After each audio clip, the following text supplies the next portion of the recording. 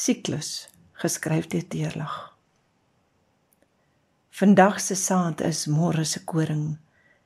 In die swartland se baarmoeder lê jy. Saggies, maar seker ontvou jou eerste lewe, dring dit deur die dorre kors na bowe.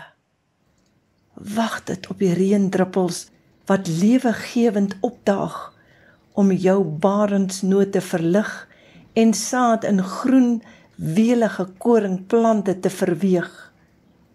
Terloops, groei jy saadling in weligheid van loof.